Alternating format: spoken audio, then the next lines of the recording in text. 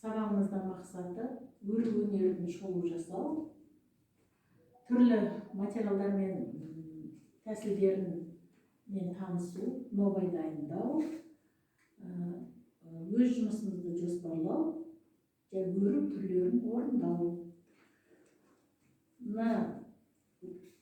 Енді осы сабақтың ары қарай жалғастыру үшін бірінші психологиялық дайындық жасап алайық.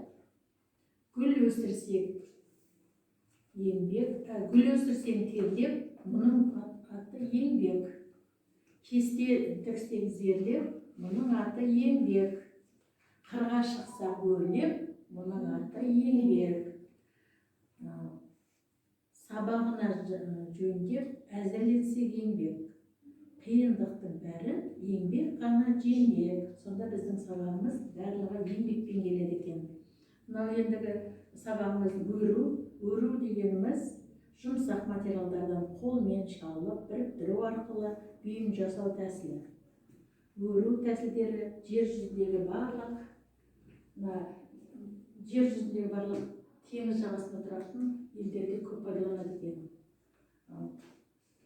Бұл жерде мысалы жаңағы теңіз жағасында қамыстан тоқиды, жіңішке шыбықтардан тоқылады, сабаннан өріледі. Ол судың жағасында тұрған жаңағы балықтар